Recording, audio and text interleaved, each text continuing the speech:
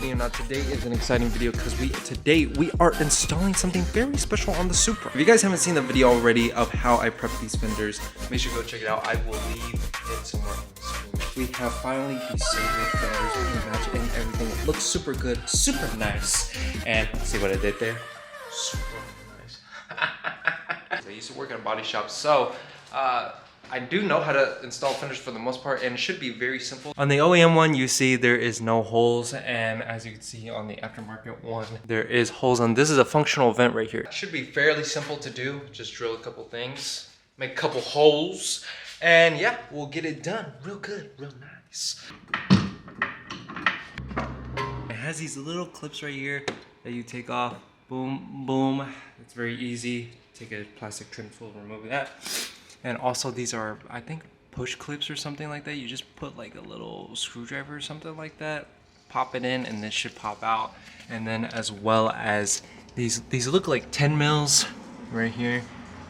And then these look like 8 mils, so take that off. All right, so now I've finally taken off the top liner. It's kind of bare bones, looks pretty naked, but that's how it looks like so far. I didn't notice, but this fender liner right here is a two-piece fender liner. So actually, I don't have to take off the whole thing. I just need to take off this back half right here, which is very convenient for me. So I don't know why, who the fuck made this? Let me try to zoom in.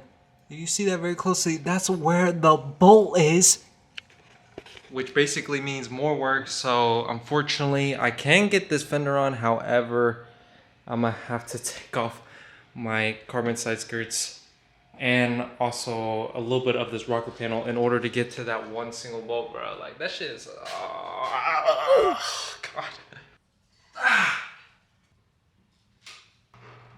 I was literally using my full on force with my whole entire body just to take this rocker panel off. And yeah, it's finally coming off, finally loose. So now I just need to keep working at it and it should come off. And that way we can work on that demon bolt. Okay, after hustling and tussling and pulling this thing like goddamn Hercules, I finally was able to get the rocker panel off. And look, this is what the bolt I was talking about. Right here. Right there. This bolt I was talking about that I couldn't get to, and it was almost impossible to get it on the other side. So the only way to do it is by taking this whole rocker panel off. So everything's loose and this fender is ready to be taken off. However, there's one more bolt holding it. Look at that.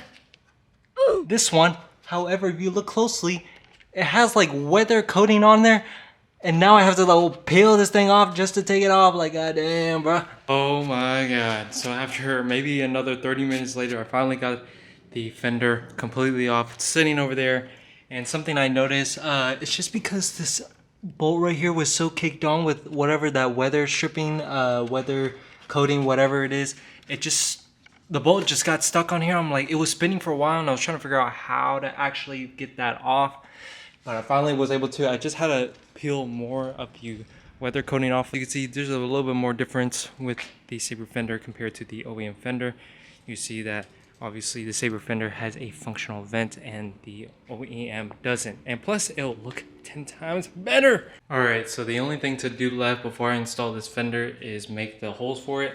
Now, luckily Saber already does some indentation, and what I mean by that, you could see like indentation right here, right there, and all around the fender and the brackets. That'll make life a lot easier by installing this thing, because as you can see, the OEM fender already has pre-drilled holes in it. That way you can mount it up to the actual body itself. So once we actually drill the holes into the fender, we can actually line it up with a fender liner on the top and finally bolt this thing in.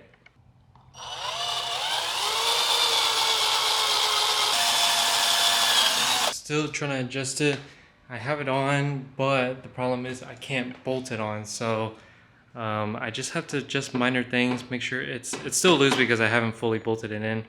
But there is just some bolts where all the way deep down there, I still need to either make the holes bigger.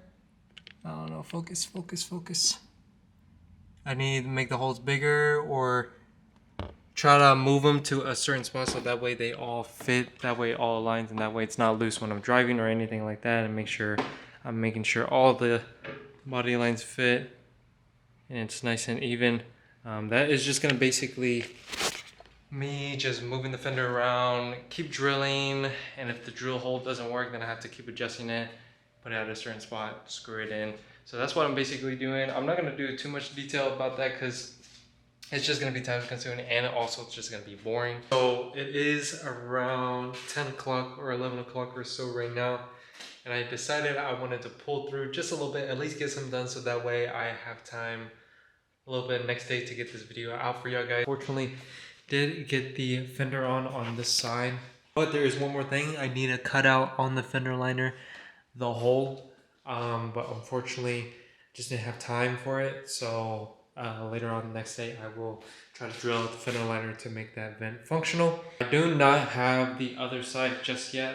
I am gonna grind this out just a little bit just to put at least some work on it. I don't think I'm gonna, my goal is to try to get it mainly on, and then I could tweak it a little bit more later. I'm just gonna do a little time lapse because it is time consuming, and it is tedious.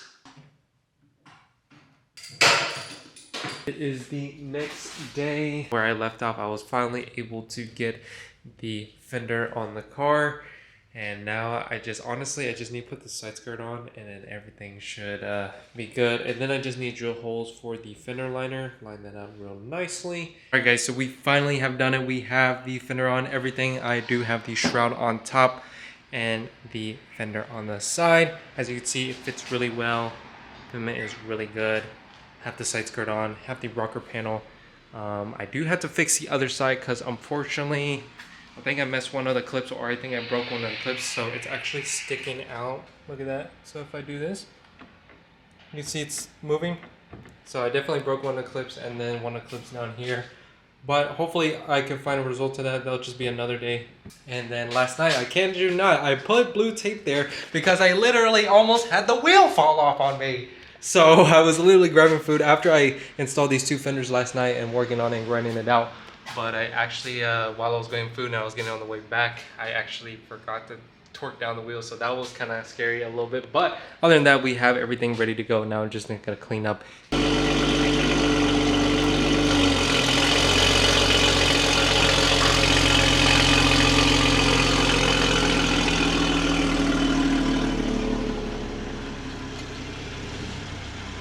And now I am going to wash the car. I got my mitt and my towel ready. Now we're just gonna take this out and clean this up before we actually show you guys.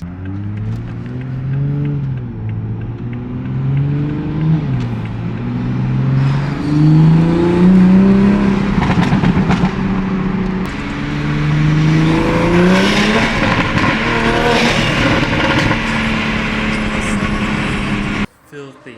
Time to clean this up.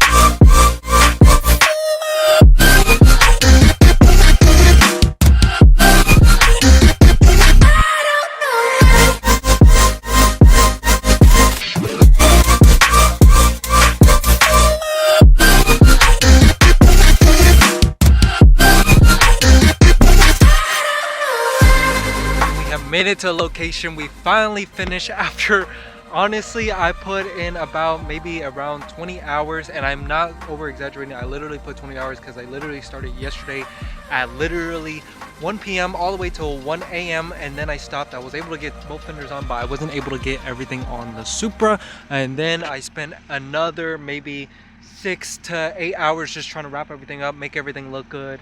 And yeah, here it is. There is one thing that I still need to fix, and that is this rocker panel right here, and that's just due to me because I think I broke it, honestly. That's something I need to fix, but y'all guys will see that later on the channel. But other than that, it does fit well. I just had a lot of fitment issues because due to where the lines were holding up, like where they were kind of lining up, and it's not due to the product, but it was just due to me drilling the wrong side of where the hole should be. So that was it. But as you can see, they line up perfectly. Look at the body lines from the door to the hood, they line up perfectly. and same as well as the other side as well.